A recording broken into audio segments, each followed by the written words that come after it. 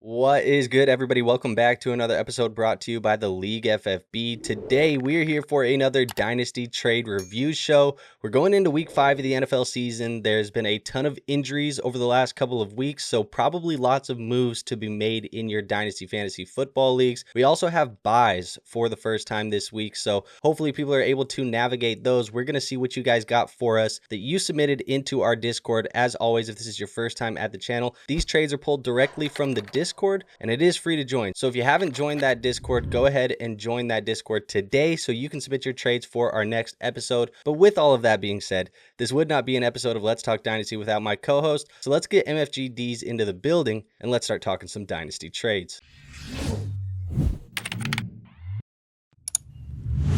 How we doing today, man? We ready to rock. We ready to roll. It's time to talk about these trades. Time to talk my, you know what. Yeah, that intro I just did was mid. My bad, y'all. Maybe I caught you off guard. I can't really tell if I caught you off guard, but I did tell you I was pressing record, so I don't know, what I could have done any differently. But I was gonna say, we play each other in our home league this week, and it's a home redraft league, and we are both starting some pretty ugly starting lineups this week. Yeah, and I'm making trades to make incremental improvements here and there. Yeah, I'm seeing you make these trades, and I'm like, I think he's just trying to beat me this week while I have, some guys on bye, a couple guys not in the lineup. I'm like, you know what? If I have to take the L this week, I'd rather do it in week 5 when I have these bye weeks, and then the rest of the year, my guys don't have buys, and I can just start my starting lineup the rest of the season. My whole plan is to just try to go 1-1 each week until Rashid Rice gets back. Good plan. Good plan.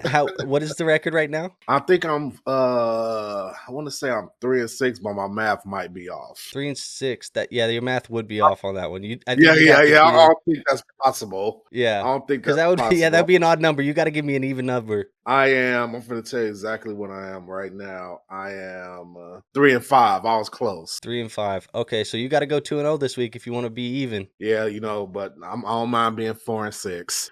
Okay, well, I just want to go 1-1 this week as well, and like I said, after the bye we'll be good. But hey, look, let's hop into these dynasty trades because we do have lots to get through today and only an hour of time. So let's do this with our first trade that we have here, and it is a 10-team Superflex full PPR tight end premium and a start 9 type of league. Both teams are contending rosters, so one of them gets the production today of Cam Skattebo, and you have to wait on TreVeyon Henderson, who hasn't produced. I think if we looked at this trade a couple of months ago, everyone would be like, what are we doing here? Is the argument closer today for you, War, or are you like, nah, I still just want TreVeyon Henderson? I ain't trying to piss off the Skattebos, but nah, bro, I'm still going with Henderson. This thing, I guarantee you, by the end of the season, TreVeyon Henderson is gonna be who we thought he was gonna be. I think it's just like Omarion Hampton first, you got Najee in the mix, then Omarion Hampton seemed mid, but now he's starting to get his legs under him, starting to get used to truly being the lead back. And I don't know if that's the same type of situation that TreVeyon is gonna be in, but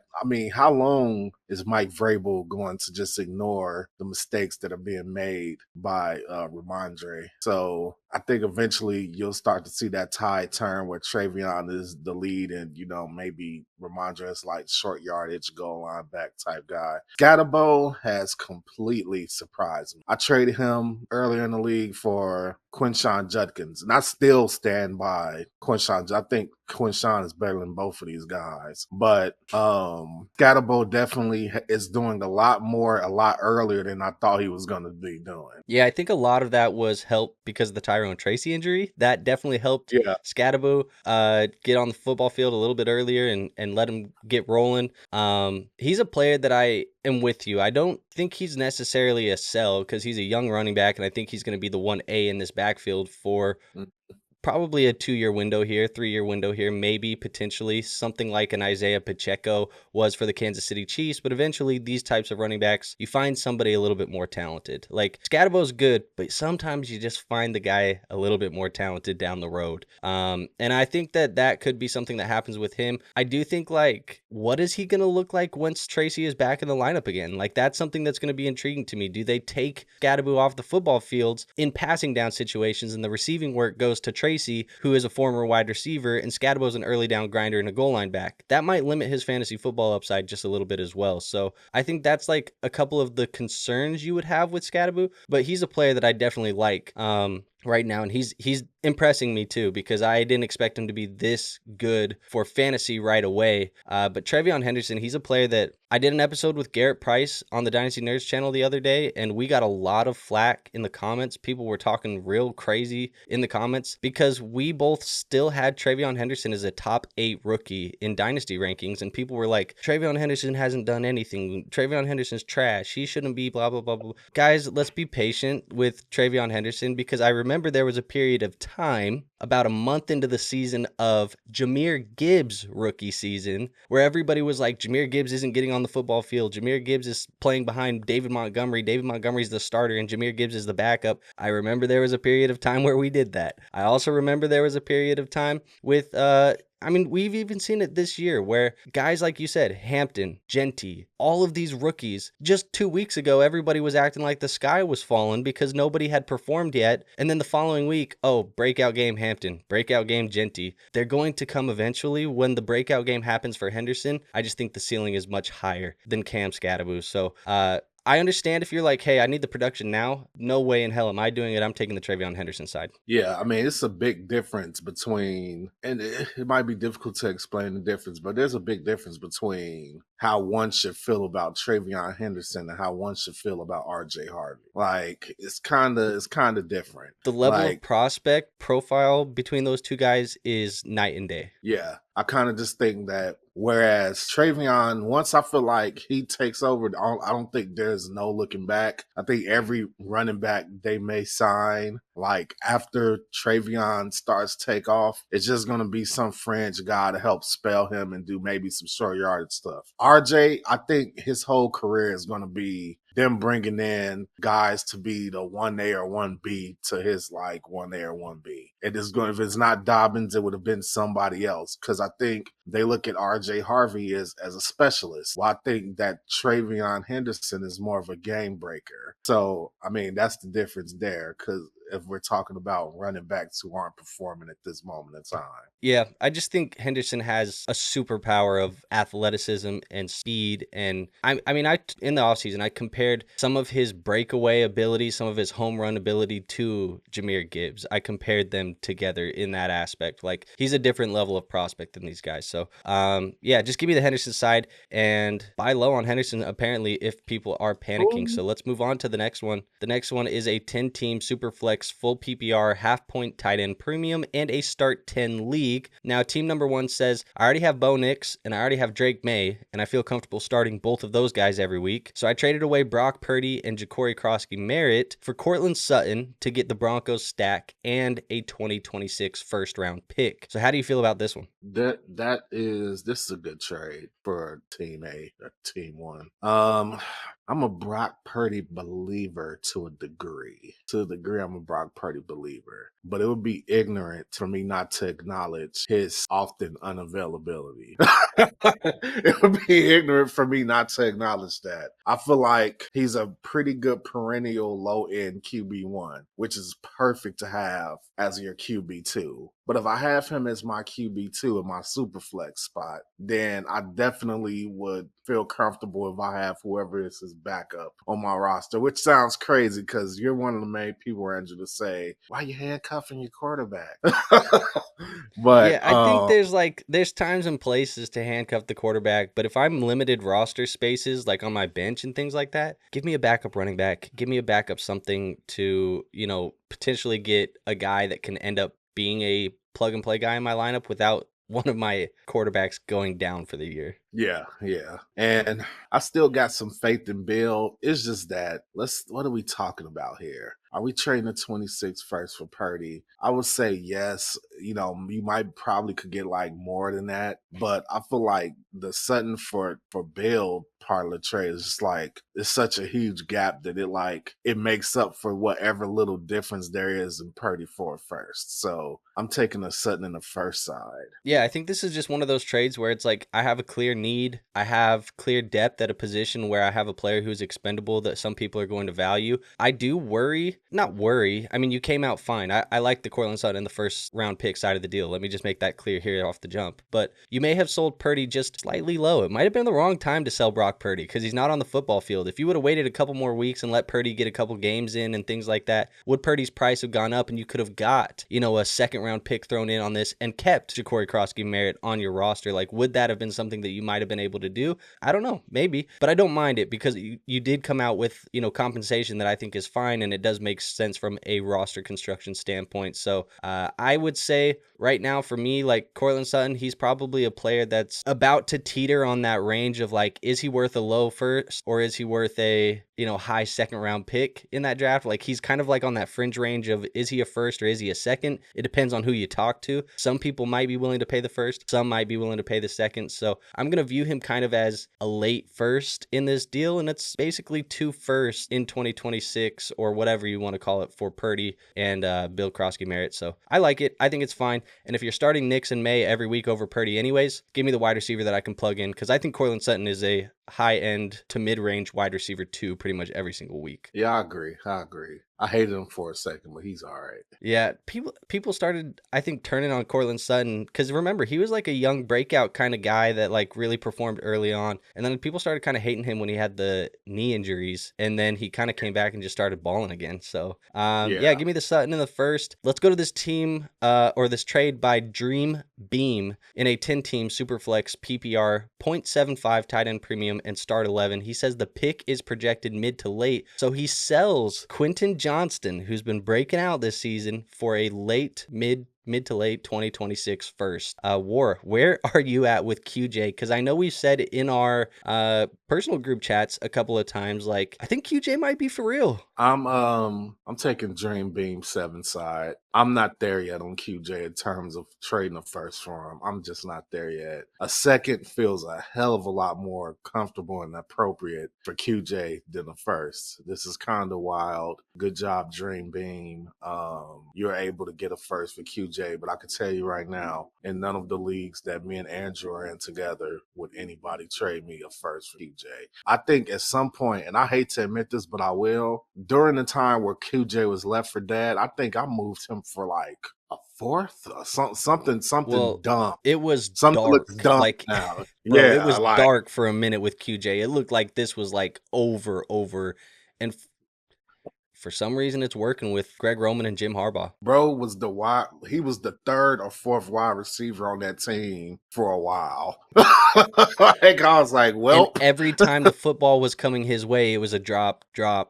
Like, he just wasn't doing anything. So it's interesting. It's kind of crazy. I agree with you. I don't think in any of my leagues anyone's buying QJ for a first. But I'll tell you what, you said a second. I think the production he's been putting up this year, I think we're out of second territory as well. So kind of like what I talked about with Sutton, where it's like you're in this weird range of you either have to pay the first, which you might feel like is a little bit of an overpay, or you have to accept a second, which feels like you're being underpaid for QJ right now. I think he's in that weird range. That just means you get him for a second and a third.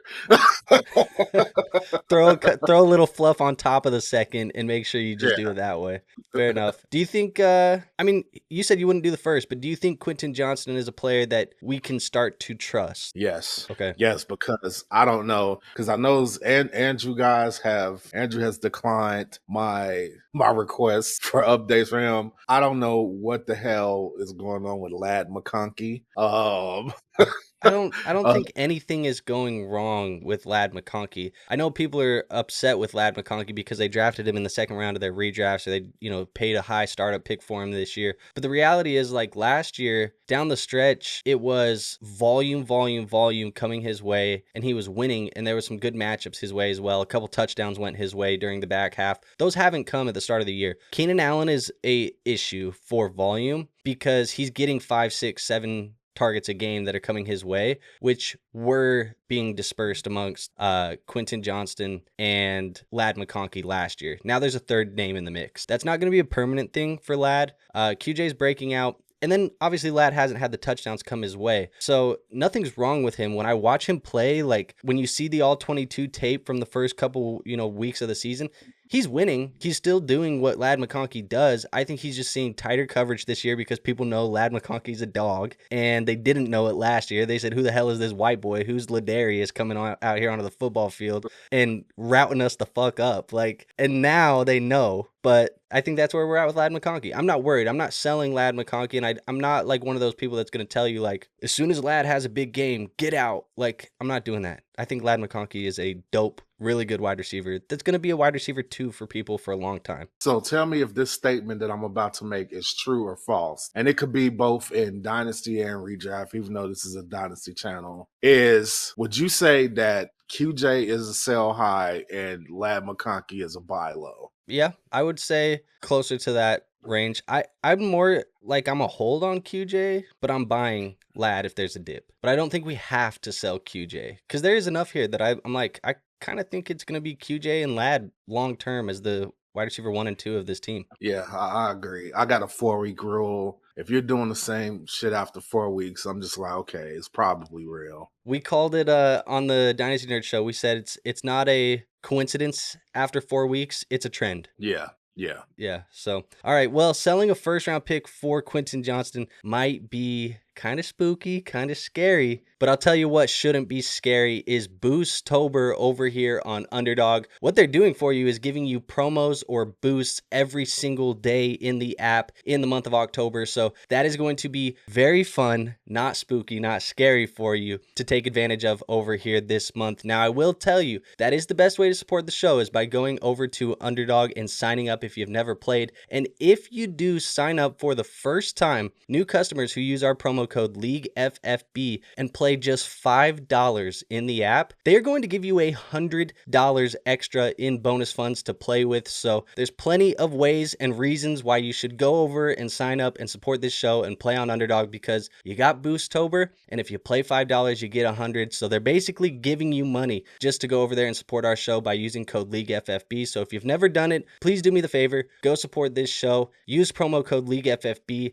And if you don't want to do that, the best way to support is by hitting the like button. With all that being said, let's get back into the episode. All right, so we do got a 12-team Superflex half PPR league here. He says the picks are projected mid to late. We're talking about contender buy right now. Amon-Ra St. Brown, dude who is really cooking at the beginning of the year. You got 226 first-round picks and a 2028 mid to late first round pick. So 3 firsts, all of them mid to late for Amon-Ra St. Brown. Are you doing it, War? For the contender buying Amon-Ra, I am doing it. Especially if I know they're mid to late, even though you truly have no clue if it's mid to late in 2028. Yeah, that far out.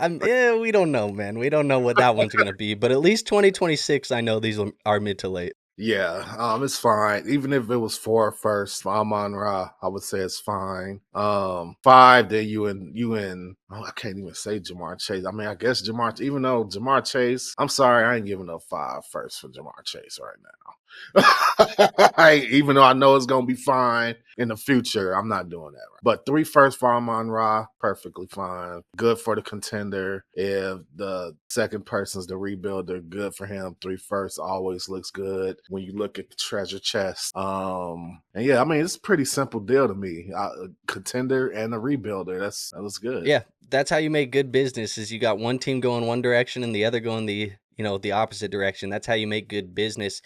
I see deals like this, and I'm thankful to say, I'm lucky to say, we're not lucky to say this about every take that we have over here on Let's Talk Dynasty, but we're lucky to say, and we're thankful to say, we were anti-fade Amon-Ra all offseason, while everybody was telling you, fade Amon-Ra. Amon-Ra is going to be trash. There was trades in the offseason where it was like Amon-Ra for just a single first-round pick, and we were like, that's ridiculous. We're like, why are we doing this? Like, what are we doing here? And Amon-Ra just comes out and starts balling. The touchdowns have been very, fruitful for him to start the year. I get it. There could be some, negative touchdown upside there down the back half if the touchdowns don't fall the same way, or I guess some regression that way. But we shouldn't fade good players to oblivion. And Amon-Ra St. Brown is a great player. So I'm with you. Some late firsts. I'll throw you a couple of these late firsts to go get Amon-Ra St. Brown on my contending roster. And I will plug that 20 points per game or whatever it is that he's going to give me, probably in a half PPR, close to like 15 points per game into my lineup every week and say, fuck it. Got my wide receiver one. See you next year, dude. I'm going to go try and win this championship. See, now here's where Mars D, MFGD's war, whichever name I want to use, god damn it. Bro got like 9 aliases or whatever.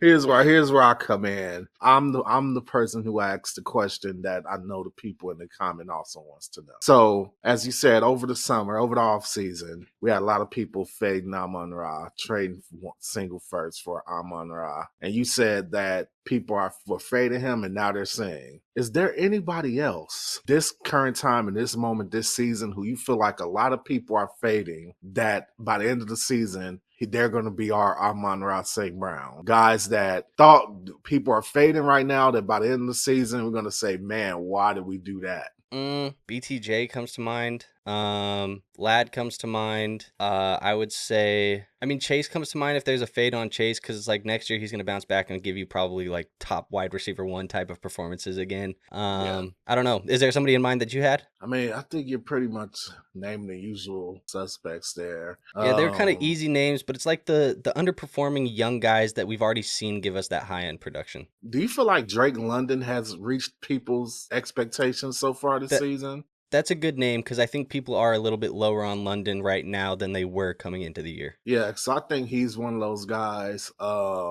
If depending on how you feel, injuries will make people have a false sense of like thinking somebody is, Trey worthy. Like CeeDee Lamb got traded in our home league, and I know that's not Dynasty, but like we're talking about in season like regrets. So like not looking out next season, but like in season, and I think he's one of them. Like CD, I just don't think CD should be traded, because I feel like Dak is about to have one of those seasons where people remember like, oh shit, that's right. Dak Prescott is usually one of the top fantasy producers. Yeah, I think that's what I forget again. And I don't know who, I think that's going to happen again. One of those big Dak seasons. That means it's going to be a big CD season. Mm-hmm. George Pickens, we'll see. Depends on what mood he's in that week. He's good. Yeah. Anything could make him put that shiesty on, any little thing and start getting crazy. But no, look, I think I do think for the Cowboys, you just kind of went into a Dak conversation. Their rest of season schedule is kind of tough. They have like the second toughest quarterback schedule rest of season and like the second toughest wide receiver schedule for the rest of the season. So you could look at that two ways. It's about to get hard for Dak Prescott, or they're going to be in so many negative game scripts that they're going to have to throw the football all day long. So like you could look at it two different ways. And so maybe it's a mix of both, but I think that's it. I'm going to ask you this because I do think we should move on to the next trade, but I'm going to ask you this because you brought up the two names. You said London. All offseason, you and I were kind of throwing back and forth this trade. I think more so me trying to throw it, the trade into your inbox, and you weren't really giving it time of day. But I tried to do Rome Odunze for London multiple times during the offseason. How are you feeling about that today? It's definitely, I think now both of those guys are, I think both of those guys are in the same tier now. So now and that's kind of what I told you, and I understand why you didn't do it. But that's what I told you when I was trying to do it, is like, if I move Rome, because you're a Bears fan, I was trying to give you a lob of giving you Rome Odunze, but it's like, I believe Rome's going to break out, so I need to get my insurance for the breakout. And it was Drake London for me. And I understand why you're like, no, I'm not giving you insurance for the breakout. But I think it's a fair deal, bro. I think you look back and that was a fair deal. The one I regret, and I think you've heard about it. The one I do regret now in one of the other leagues I'm in is not trading Marv for Rome when it was offered to me. Yes. Yeah. I do regret that one now. Fair enough. All right, well, let's go on to the next trade. This is a 10-team Superflex, full PPR, tight end premium, and a rebuilding team. Funny, we just talked about Bryant Thomas, but you are receiving Brian Thomas in a rebuild and giving up an early 2026 second, George Pickens and Khalil Shakir. So is this decent value for you to buy buy low on a Brian Thomas in a rebuild? He says it's early, so a 10-team league that's closer to like a late first round pick in your normal 12-man leagues. Yeah, dude, I'm going with BTJ here. I'm going with BTJ. And I mean, I understand Pickens just had a great game. I understand that Shakir has been a consistent performer, at least giving you enough production to solidify your flex spots in your lineups. I was going to say Shakir's like my favorite flex play. I know he's giving me at least 10 points, and he has the ability to give me like 15 to 18 if he gets into the end zone. Yeah, that's Shakir's job. And then you got the second, but BTJ, I just got a gut feeling that this is all just a moment in time for him. He's an LSU wide receiver. He's not just gonna lay down for the rest of the season. I think Trevor Lawrence has to be Trevor. Trevor.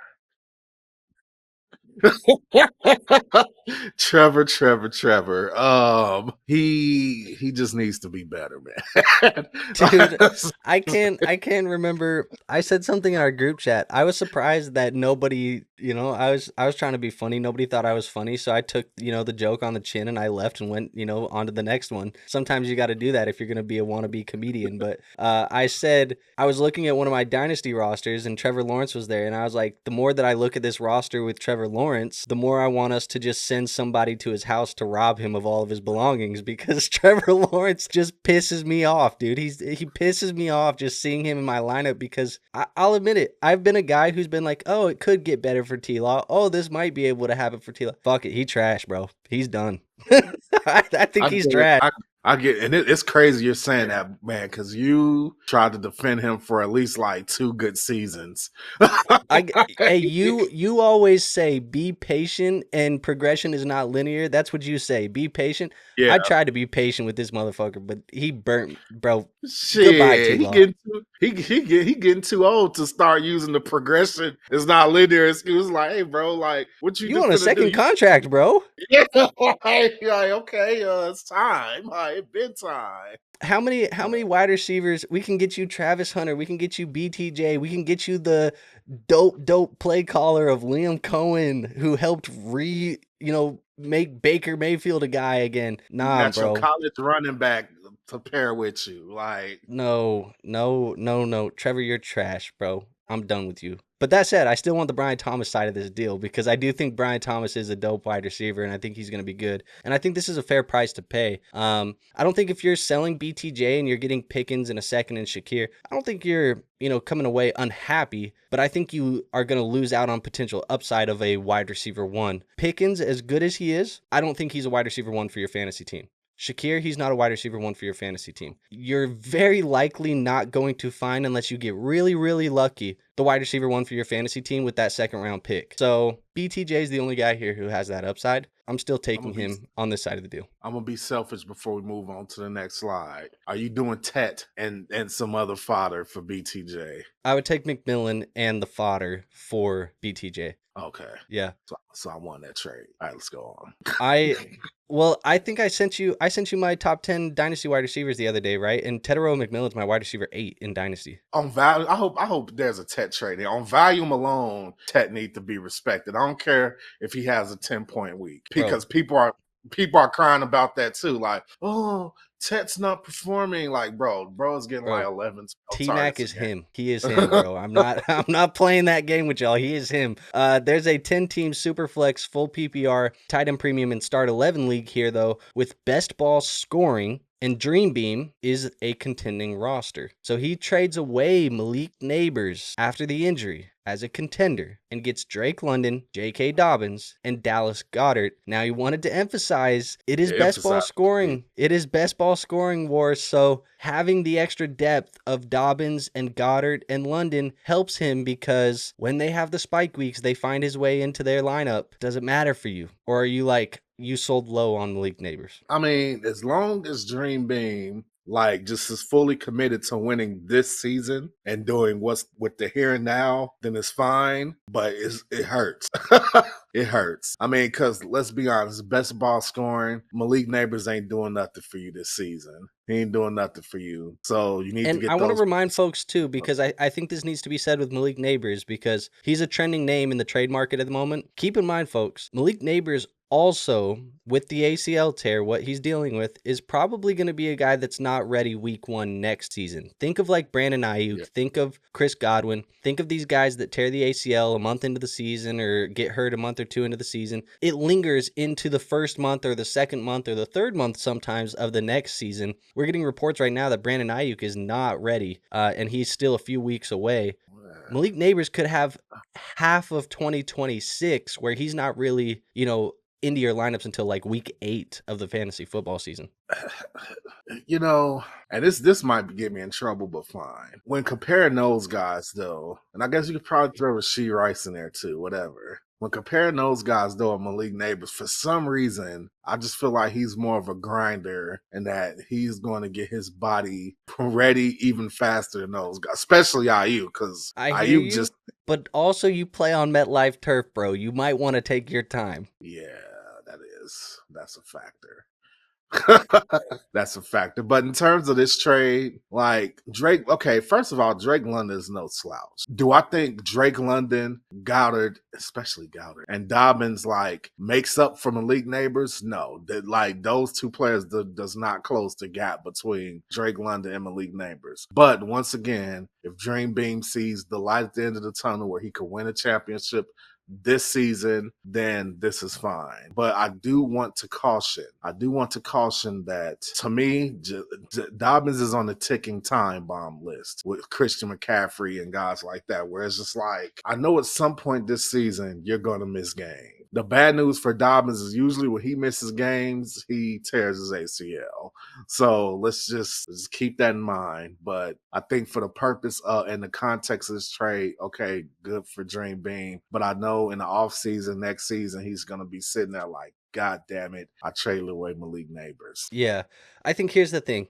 You're probably giving a 10 to 15% discount on Malik Nabers. That's probably what you're doing right now. You're saying, hey, I want to win a championship this year. I want to try and win a championship this year. And I need you to buy this injured player off of my rosters. It's a really good injured player. It's a top 10 dynasty asset injured player. But in order to do it, I'm going to give you a 10%, 15% discount. That's what it feels like you're doing here. And it feels like the discount comes with, I will buy old-ass Dobbins and old-ass Goddard. London's fine. You said it. London's fine. But I wish it was a better player or two players, maybe a little bit more long-term young upside, things like that, than Goddard and Dobbins. Even if it was a QJ, a Quentin Johnston, give me QJ and Dobbins in London. I'm in. Like, you know what I mean? So, like, we just need a little bit more long-term upside for those guys. But I understand, look, we play for championships. We don't play for the prettiest rosters. That's just, that's the way that I go. If you can win a championship, everything that we're saying is like, who gives a fuck? Because I got a ring. I got a championship. My league now has to call me the champ for the next year. So even if Malik Nabers is on the other team's roster, I'm still El Presidente. Like, you got to talk to me nice. And so I get it. But I think you're giving a little bit of a discount here on the injury. Yeah, I agree.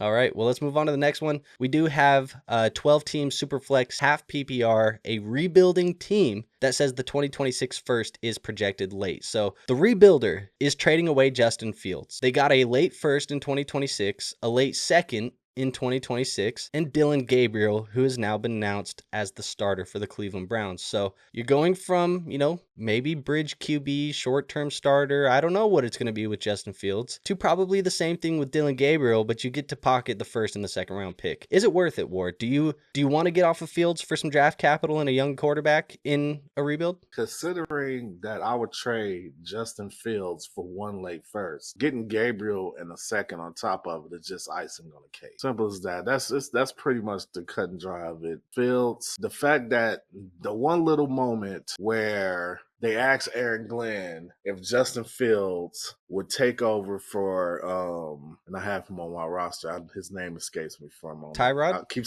I keep saying Tyrone Tracy in my mind, but it's Tyrod Taylor. Yeah. Tyrod Taylor. The fact that like they already had a moment where Aaron Glenn briefly was just like, we don't know. That already tells me that Justin Fields is not the future of this team. And I've already been on record saying that this is his last chance to be a starting quarterback. So yes, I would trade Justin Fields for a late first. And I'm getting Dillon Gabriel, who I don't think is anything special, but I'm always open to be surprised. He even looks small in his sleeper picture. He just seemed like he's sticking his head out the top. That's what he looks like. We were talking about that earlier. On the start sit show for Dynasty Nerds. We were talking about that with Dillon Gabriel. We're like, this man got his Pop Warner photo where the pads are too big for him. Like, this man, it's the weirdest picture that they could have taken. I don't know why his head is, this man got no neck. Yeah, I'm gonna start calling him Peekaboo Dillon. Peekaboo. I would trade Justin Fields for a late first, Peekaboo Dillon in a second. Yes. Yeah, I think I agree, man. I most quarterbacks like Fields, as good as he is for fantasy football, because he's really good for fantasy football when he's the starting quarterback. He's one of the players, man, we talk about it. Every once in a while you get this disconnect where good fantasy production does not equal good NFL production. And good NFL production does not always equal good fantasy production. So this is one of the few disconnects. Most quarterbacks don't get a fourth chance, and Justin Fields would be getting a fourth chance if it was another team, because we've already had Pittsburgh. We've already had Chicago. We've now had the Jets. You just don't get the fourth chance most of the time. So I don't mind it. If you're rebuilding, give me the draft picks. Give me Gabriel. I'd be interested to know if they made this trade before Gabriel was announced the starter and they thought they were like sitting on a guy that isn't going to give them points. And now they have Gabriel, who is the starter. But even if that is the case, Gabriel goes out and has a good, 1 or 2 games. Flip Gabriel for a second if you want to. Yeah, peekaboo. Peekaboo. All right, let's go on to the next trade. We got a 12-team Superflex PPR half-point tight end premium in a start 10. The picks are projected mid to late. So you're trading Christian McCaffrey and a 2026 fourth. I don't think we care too much about a 4th round pick, but you're trading Christian McCaffrey for mid to late 2027 first, mid to late 2026 second, and a mid to late 2027 second. So for the folks at home, 2 seconds and a first for Christian McCaffrey, all mid to late. What do you think, War? Well, I'm assuming that the team one is rebuilding. I would have to assume so. They didn't provide that context, but I would assume if you're trading away a top 5 fantasy scorer for draft capital only, you got to be thrown in the towel. Yeah, I would love to see 2 first for Christian McCaffrey at least. I mean, it got 2 seconds, 27 Brother, first. Talk about a guy in the offseason where we were like, I'm buying Christian McCaffrey very cautiously, like buying Christian McCaffrey. And now look at the compensation you can get, where I remember you asked me probably 3 or 4 months ago, Drew, if somebody gives you an early second, are you taking it? Hell yeah, I'm taking an early second for CMC. Yeah, that seems insane right now. And it's only growing. And the longer he can show that he's healthy, the higher you could charge for Christian McCaffrey. This is only his price after week 4. Imagine if after week 7, he's still fully healthy. He's still one of the top 5 fantasy producers. What can you get for Christian McCaffrey then once those health concerns starting to subside? Now, don't get it twisted. I still think he's a ticking time bomb, but I'm just acknowledging that the longer he consistently stays healthy, the higher you could charge for him. Yeah, and as people get close to that playoff push and they're like, man, that 22 points per game looks real good in my lineup. If I could get that in my lineup, I'd be willing to pay 2 firsts. I'd be willing to pay, whatever. People get a little bit desperate as that playoff push kind of comes around and they're like, I just want to get in, buddy. And so they start paying extra. So I think it's fine compensation. It's crazy that we were at a point in time where it's like people were like, I can't even get a first for Christian McCaffrey. Well, you can today. So hopefully you held on and now you can sell him now if you don't want him. But I think he's a player that I'm more than comfortable keeping a hold of. But this is fine compensation. A mid-27 first, if you're lucky, or a couple of these late picks, that's fine. Fine with me. If you're, bowing out on the contention window and you're looking to add some youth to the roster, I'll take a first in 2 seconds for CMC. Yeah, like you said, sometimes you gotta wait for that fade to subside and then weather the storm, brother. Just weather the storm. Yeah. And for the other side too, you said it before, a mid first in 27 still ain't bad. So no, you'll be fine in 2027. Trust me. And if the more I dig into this 2026 class too, I'm like, ooh, I just found a running back who's a sophomore, so he's gonna be in 2027 too. ooh, I just found this guy who's a sophomore. He's going to be in 2027 too. I'm like, God damn, dude, we don't need more guys to go to 2027 because I already love the class, and now it's about to be like bonkers. Jeez Louise Davis. The rich get richer. Let's go on to this trade here. It is a 12-team Superflex full PPR, a quarter point per carry, 1 point tight end premium, and start 11. They are a contending team. Contending team is selling Malik Nabers again. All these contenders are selling Malik Nabers. So they sell Malik with Kendre Miller, but they get Nico Collins, Jaylen Waddle, and a 2026 second. So is this better than the last one? Is this different than the last one? So it's basically coming down to, see, the key difference here, though, is the last one was best ball. Right, but it's how do you view Collins versus London, and then obviously I think we like Waddle and the second more than we like Dobbins and the fluff. So I think this is a little bit of a better deal. Where are you at with Nico Collins? Because Nico Collins has kind of had a rough start to the season. Here's the thing, Andrew, because I was trying to stall and think about that question. By the way, as you were talking about fades at the wide receiver position that people might be fading, Nico is a name we should mention as well. Yeah. Here's how I look at it, because it's really difficult to break down, because to me, Penix and Stroud are just like, they're basically damn near twins. Like, the only difference is that one hasn't necessarily proven anything yet, and the other one cursed himself when he tried the big bro, Lil Caleb. So has the name cachet of a good rookie season, but hasn't done anything since. Yeah. And then you got two guys that are just physical freaks of nature at the wide receiver position. So to be completely honest with you, with all that in mind, I just have to go down to something very simple, something very primal, and just take London over Nico just because of age. Like, that's really. Yeah, that's really all I could go with right there.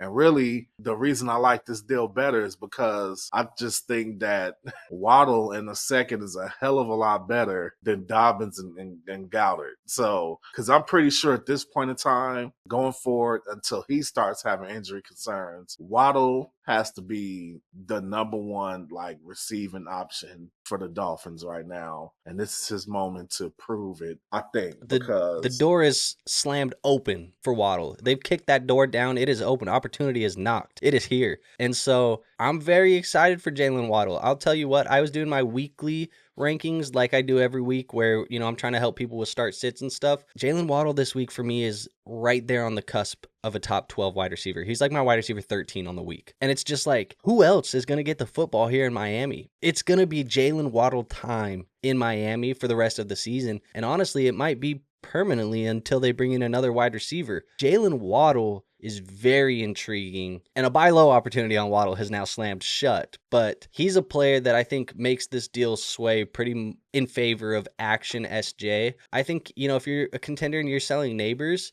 the London one and the best ball one was, it was fine. This one feels like you're potentially getting a wide receiver 1, a high-end wide receiver 2, and a draft pick in 2026. I don't blame you here. I kind of like the value on the Nico and the Waddle side. Okay, so if it's one player I know, it's Waddle. Okay, well, Waddle's getting all this hype. He's but the buy low is slam shut, all that. I also know that if we're going Waddle, there's this small slimmer of concern for me that instead of Waddle taking advantage of Tyreek being injured, Achane takes advantage of Tyreek being injured, and he gets more receiving duties. Ollie Gordon gets more running back duties, and Waddle only gets a slight uptick in production. I think that's also fairly on the table. So are you at a point where it's sell Waddle now? If people get too crazy, yeah. What does somebody have to come to you with today for you to sell Waddle? I'll tell you what, I have Waddle in one league. Somebody offered me a 26 first round pick. I said, no way. I'm not taking 1 first in 26 for Waddle. No, you will have to come knock on my door with 2 first in hand for me to sell you Waddle. Okay, what if they said a 26 first and blank wide receiver, fill in the blank? Ibuka will be way too high. Way too high. That's way too high. You couldn't get Ibuka for Waddle Yeah, that's way too high. Let's see what wide receiver would I say is intriguing? Maybe Xavier Worthy in the first. I could respect that. That man just wanted Igbuka. What the hell? Why you throw him into the trade? The fuck? He said, I Yeah. just want Igbuka on my team, so I tried. The Yeah, hell? that's magic. That's my Whatever. logic. I just wanted him, so I tried to throw him in. War, I'm not an idiot. I'm not giving you Igbuka. You got to give me Jaylen Waddle in 3 first if you want Igbuka, bro. But no, I think Worthy's a fine name. If you threw Worthy in there in a first, I think that's a fine name. I think it makes sense. Probably him. Like, same thing applied to you if it's like Jordan Addison in a first. Jordan Addison, Worthy, Zay Flowers, like all those guys in like that territory. Devonta Smith? No. We're done with that? Yeah, man. All right. Well, I'm gonna start him Devonta Flex. damn. Devonta I bench. think it would be okay. I think it would be remiss if we did not at least mention Kendre Miller in this trade at all. Kendre Miller, because I've had started to hear rumblings of Kendre Miller either A, taking over that running back position, or A, forcing a time split. And honestly, I think we're going to see some running back trades before the deadline this season. I think we could too. I think Kamara is a trade candidate, and that's what makes Kendre intriguing. He has gotten a little bit more involved, but it's still the running back for the Saints, and the Saints are not in scoring position very often, and they're not, doing a lot. So I think, sometimes we say like that's the icing on the cake. Kendre ain't the icing on the cake. He might just be the sprinkles to this deal. He might just be the sprinkles. He just might be the sprinkles in this deal. But let's go to this one. I think this is hey, that was kind of a bar though, right? It was decent. Look, we're at this last trade here, 12-team super flex, full PPR, half-point tight end premium. Team 1 says they have a strong wide receiver core, and Xavier Worthy was expendable. So they sent Worthy, Skattebo, a 26 first, and Brenton Strange for T-Law and Trey McBride. So in a half-point tight end premium, I mean, obviously you're probably building this trade to get the upgrade at tight end and give you that game changer in the tight end room. Is the package of young guys of Worthy, Skattebo, the first, and Strange worth it in this format? I would say McBride just throws everything off. It's almost like you have, with T-Law and McBride on the same side, it's almost like you have a toilet, but instead of like shit in the toilet, you have like a bar of gold. You got a bidet right here. Yeah, T-Law is the toilet. McBride is the bar of gold floating in the toilet. And the question is, because you said this is what the context is that he has a very strong wide receiver core, so Worthy was expendable. And I think he also mentioned too, like he has a couple more 26 firsts, so this was like one of 2 or 3 firsts that he already has in his pocket. I mean, I can't imagine. I mean, it's a super flex, so I guess Trevor does have some value. Worthy. Okay, let's think about it like this. You're in a super flex league, right? Yeah. 12-team league. The quarterback position's valuable. Neither of us are at a point where it's like we don't like T-Law at this point. We've kind of given up, but he's got to be worth something on this side. Like, is he still worth in this format a 26 first? I think you have to give up. A late 26 first for T-Law. If he's not worth the first, is he worth Skattebo at least? Like, would you sell Skattebo to get T-Law? I don't know about that. Like, I think that's where I'm at. Like, he's probably somewhere between Skattebo and the 26 first. I probably would go the late 26 first for T-Law if you have to have the quarterback position. And then it's like T-Law, if you can remove the first in T-Law, how do you feel about Skattebo, Worthy, and Strange for McBride? Oh man, I'm sorry, man. I'm taking McBride all day on that one. I agree. So I think you were letting T-Law kind of stink up the trade for you on the other side of the deal, but it's a good deal for the guy receiving T-Law and McBride given the format of Superflex tight end premium. And if you have the wide receiver core and you have the draft capital to use, Brenton Strange is replaceable. As people the Skattabros are not going to want to hear it. Cam Skattebo is replaceable as an asset in Dynasty. McBride is not really replaceable at this point in time. He's the only irreplaceable asset in the deal. You agree? Yeah, I do. I was sitting there wondering if you finna say something else. Yeah, I agree. I think it's pretty. I think Word. I don't think Word is replaceable. I do think Worthy. I just look at him as like the early career Hollywood Brown. That doesn't give me a lot of confidence. Where it's like, I hope he doesn't get a significant injury because then like that will change the trajectory of his career. Fair enough. Fair enough. We'll see what happens. I think the opportunity for him to take advantage of some of the missed time from Rice has been just evaporated by the shoulder injury. So it's going to be unfortunate for him because I think he hasn't been able to build that extra rapport. And going into year two, obviously with Mahomes, he did build some of that in the back half of last year. But it's going into year two with Mahomes, you haven't been on the football field. So he's basically going to get Rice and Worthy back at the same time. And why not lean on Rashee Rice, man? Yeah, man. That's pretty much my logic. There you go.